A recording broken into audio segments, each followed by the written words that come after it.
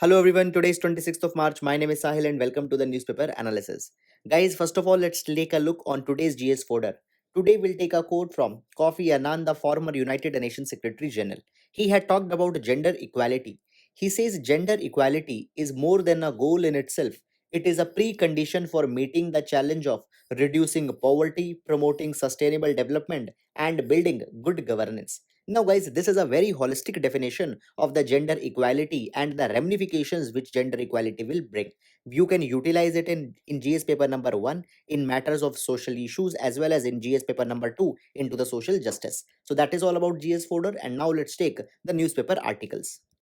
Now, friends, from last few days, the entire papers they are filled with the assembly elections that are going to be held in many of the states. So please do very selective into the coverage of the articles that you are going to do. Now, taking up the first article, it has been taken from the Hindu newspaper, and it talks about the issue of a vacancy into the high courts. Now, guys, when we talk about the GS paper number 2, there is a topic of judiciary, and into the judiciary, always an issue comes with respect to the judicial backlog, which says that it is a very big obstacle into the effective judicial dispensation. Now, why this judicial backlog is there? Because more than 4 crore cases are pending across the courts, and this particular data has been given by the NV Raman, who will be going to be the next CGI into the India.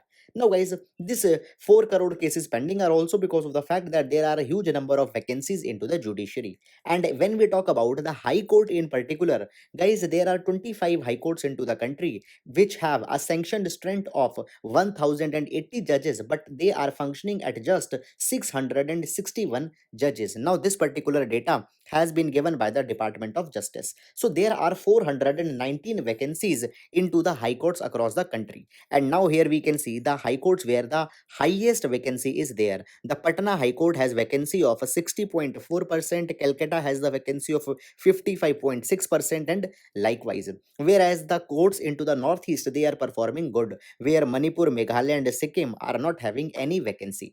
Now, you know that the appointment of the judges into the High Court happens onto the basis of a collegium which has a Chief Justice of India and two other senior Supreme Court judges. Then the name is referred to the President, and President then makes the appointment.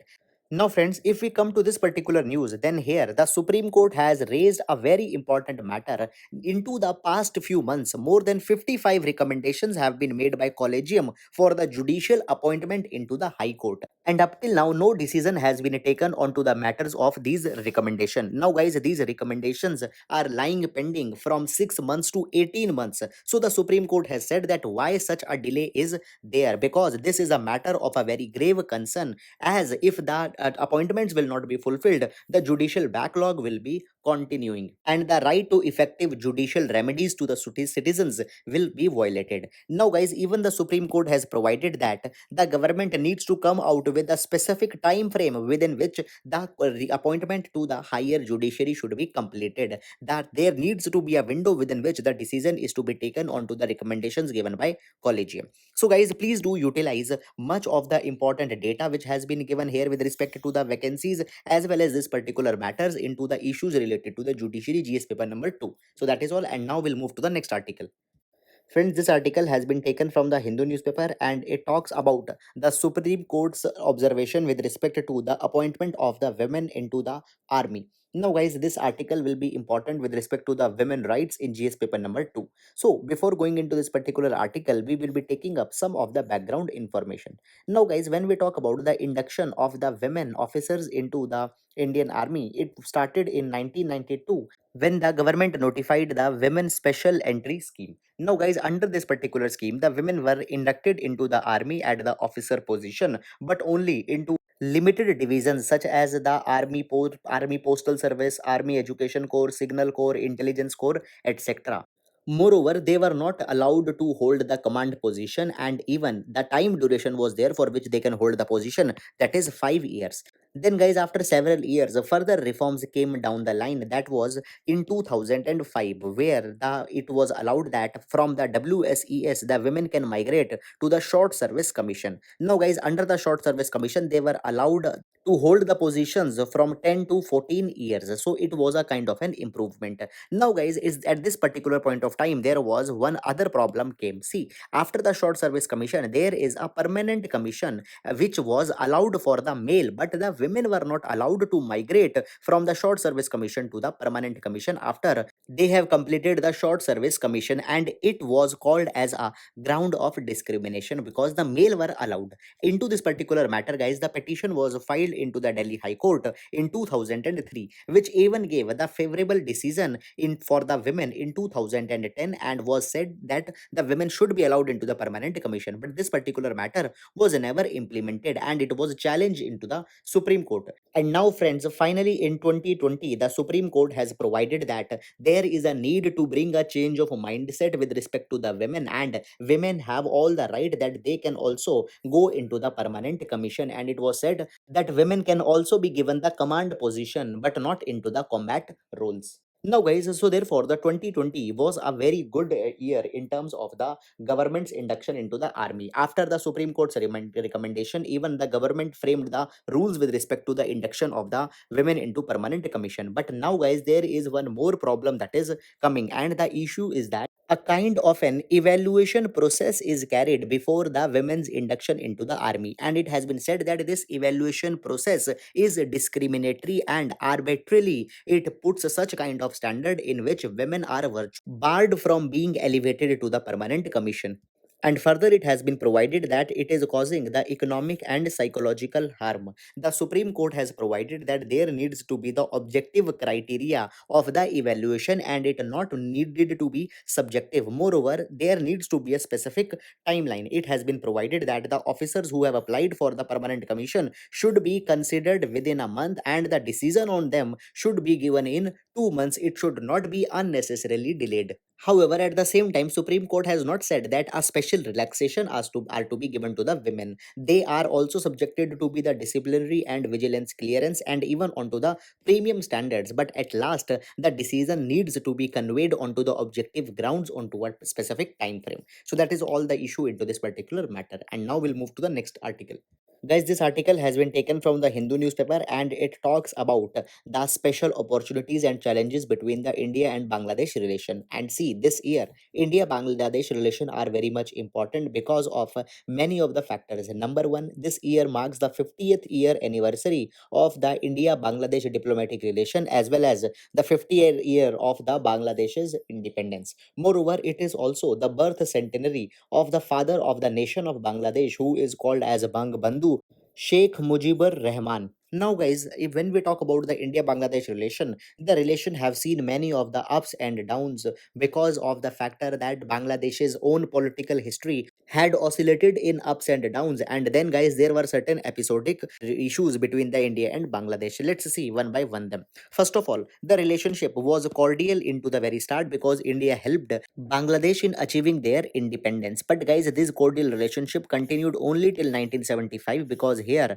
the founding president Sheikh Mujibur Rahman was assassinated and a kind of a military rule came into the Bangladesh and many of the generals such as the General Ziaur Rahman rose. Then there was the General H.M. Ershad who ruled the country. And guys, finally in 1991 a kind of a parliamentary democracy was restored into the Bangladesh, and since 1991 the relationship has been cordial and it even the relation are now warming up because we can see it into the many of the factors. When we can see that recently the land boundary agreement has been signed between the India and Bangladesh in 2015, which had settled the issue of the different enclaves that were there onto the Bangladeshi side as well as onto the Indian side, as well as the people living into those enclaves, they have also been given an option to have any kind of citizenship that they want. And the solving of this land boundary agreement is also of the historic, because many a times the domestic politics in both India and Bangladesh had overclouded this particular matter. Then the next issue that is there is, now Bangladesh is also one of the largest economic partner of India. Also,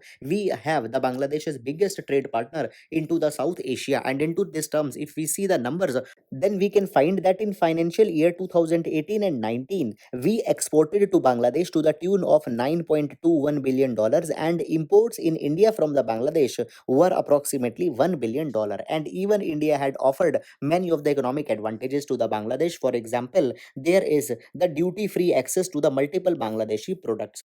After that, guys, into the development of Bangladesh also, India had played an important role, and here we can see that at least three lines of credit have been given to the Bangladesh, which amounts to $8 billion, and it will be used for the construction of road, railway, bridges, as well as ports. But guys, the picture is not entirely rosy. There is some issue also. When we talk about the line of credit, guys, only 51% of the first 800 million line has been utilized into the Bangladesh, and other $6.5 billion has not been mobilized. And this particular issue is because of the both countries. And from India, we can see that due to the red tapeism, it is not being implemented, and into the Bangladesh there is a slow project implementation, due to which the release of line of credit has been very much less. Then guys, onto the tourist front also, Bangladesh sends large number of tourists into the India. We can see that the tourists from Bangladesh, they outnumber the tourists coming from the Western Europe in 2017. Moreover, one in every five tourists in India is the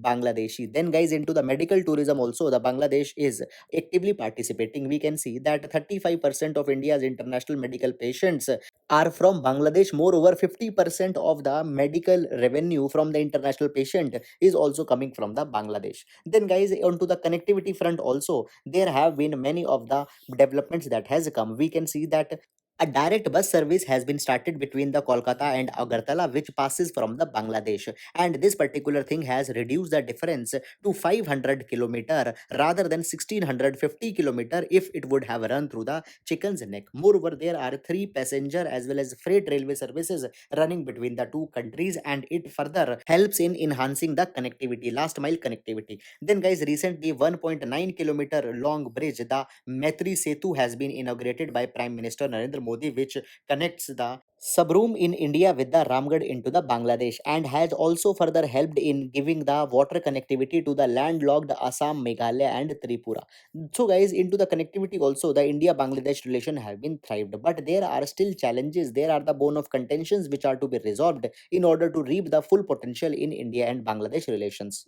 And now let's see these challenges one by one. The number one challenge is that the Tista water sharing issue has not been completely resolved, and this particular thing has even been wrapped into the domestic politics into the both the countries. So it needs to be resolved. Then the second issue comes is onto the border. There have been the large border killings in 2020. The highest number of border shootings have been seen by the BSF. Now, guys, these are the people who are illegally trying to cross from Bangladesh to India. But there is a question that comes, that why they are not being prosecuted under the process of law and why they are being shooted. So this particular thing is a problem. Then, guys, there is the issue that government had said that they will be implementing the national register of citizens across the whole of India, and it has always struck a sensitive chord into the Bangladesh, because into the NRC all the people from ethnicities are being allowed, but not the Muslims. So this is a kind of a complicated matter. Then, guys, the influence of China is also making the matters a little bit problematic. You know that the China is driven by the checkbook diplomacy and had committed heavy investment in all the India's neighbor, and India is not able to match such kind of investment. So, guys, it has been provided that onto this particular occasion where there are large number of symbolic celebrations that are going into the Bangladesh, India needs to extend a warm hand of friendship and needs to leverage Bangladesh into the India's favor, so that China is not misutilizing the Bangladeshi territory, as well as so that the Bangladesh can be an important partner into the India's neighborhood first policy. So, guys, that is all about this particular article. So that is, now we'll be moving to the next article. Guys, this article has been taken from the Hindu newspaper, and it talks about the problems with respect to the electoral bond. Now, first of all, into the last few days, we have seen many a times the electoral bond has been into the news. For example, earlier, the Association of Democratic Reforms, they made a petition into the Supreme Court where they said that the electoral bond should be stayed because there is huge opacity with the electoral bond scheme. Then secondly, guys, we have seen that the Supreme Court had also questioned the central government that what checks and balances are there, that the money that is being raised by the electoral bond is not abused for any other kind of agenda, for example the terrorism, violence, etc. Now guys, here into the article also some other criticism has been raised, but before that, let's take some of the basic issues or basic information with respect to electoral bond. First of all, guys, electoral bond, who can buy them? An individual citizen, a Hindu undivided family, any company, firm, an association of person or other person or agencies. Now, when we talk about other persons or agencies, even the company from overseas, foreign people can also invest and give the money via the electoral bond. Now, the process of electoral bond is very much simple, guys. If you are a person who want to give money to the political party, you will be going to a designated bank. Right now the designated bank is a State Bank of India. You will give the money to the SBI in form of a check or in form of an electronic transfer. Suppose you gave a check of 10,000 rupees to the SBI and you bought an electoral bond into a favor of ABC political party. Now what you will do, you will give this basically this particular electoral bond anonymously, you can give to the political party. Even onto the electoral bond there will be no name that is written, so there will be the anonymity of the person who had donated the money. Then the political party can redeem this electoral bond into their political party's bank account and they will receive the money. Now this is the process. Further, guys, there are some other facts also. The electoral bonds which are being purchased by the individual corporates, they are exempted from the Income Tax Act. Moreover, guys, the donations which are received by a political party, it is also exempt from the Income Tax Act. Now, guys, earlier it is known that the under Income Tax Act, political parties had to maintain a record for the money that is coming greater than 20,000 rupees. But guys, after the Finance Act of 2017, political parties don't need to keep any record of the details of the donation, even if they are coming for more than 20,000 rupees, which are made through the electoral bonds. Now, it has been said that there is a huge problem because it is a kind of a blow against the democracy. It has been provided that when the money is being donated to the political party, there are kind of a democratic deficit which emerges into a democratic societies. Through time, it has been said that the money is an effective way of buying the policy. Now, you might have heard about the name of the crony capitalism, where the capitalists they fund the political party's election so that when the political party will come into the power, they can make the policy which is favorable to that particular capital. So basically, it is said that the opacity into the political funding is not needed. Rather, there is a right to know. Even the Supreme Court has held that the right to know with respect to the electoral funding is there. Now, guys, here it is being said that when the donations are being made, they are being made effectively through the State Bank of India. Now, you know that the State Bank of India is a government bank, and the ruling party actually at the end of the day can know that who had funded them and who had funded the others. And this particular thing gives a kind of an undue advantage only to the ruling party, and no such advantage is there with the any other party. Moreover, we know that there is a history in India that the agencies are abused by the ruling government for their own advantage, so we cannot even overrule this particular possibility. Then often it has been said that the electoral bond scheme is good because it will curb the flow of black money into the election, but this particular thing has also been debunked because, guys, even the Election Commission of India as well as the Reserve Bank of India had said that the black money is still being funneled. Because when we talk about other persons or agencies, then there could be a possibility that they could be the shell companies or dummy companies which are just funneling their black money into the political funding. Moreover, guys, earlier there was a condition that only 7.5% of the maximum money of the profit could be given, but now even this particular limitation has been removed via an amendment act. So therefore it has been provided that the judiciary it needs to act very urgently, guys. It has been provided that for a functional democracy, the functional and effective fair elections are very much needed, which establishes the credibility of the ruling party. And if the funding will not be clear, if it will not be transparent, then the legitimacy is questioned. So therefore the Supreme Court is the only credible institution which can bring a kind of a transparency. But the Supreme Court's conduct has not been very much satisfactory. It was seen that in 2018, a petition was filed into the Supreme Court with respect to the constitutional validity of the electoral bond, but up till now no decision has been taken by the Supreme Court. And guys, it is actually giving the benefit to the ruling party, because this particular thing has been seen that the ruling party is the largest recipient of the money via the electoral bond. So urgently the decision onto this particular matter is to be given to protect the free, fair and effective elections into the India. So guys, that is all about this particular matter. I hope you have understood it, and now we'll be moving to the next article.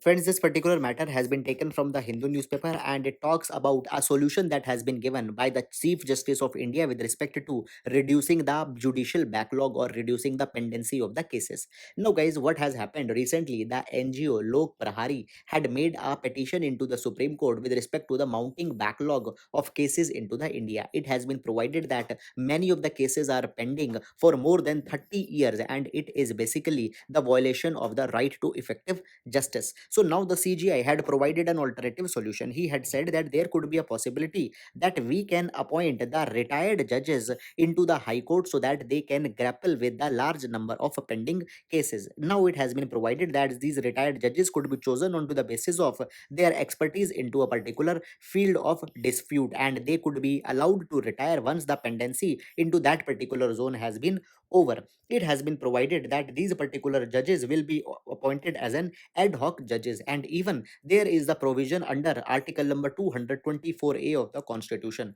Under this particular article, it has been provided that the chief justice of a high court of any state may at a time, with the consent of the president, request any person who has held the office of judge of that court or of any other high court to sit and act as a judge of the high court for that state. So via this particular article, even the judges can be appointed. So guys, this could be one of the solution which you can also talk about when talking about reduction into the pendency of the cases. Even please quote the article number. So guys, that is all about this article, and now we'll move to the next article.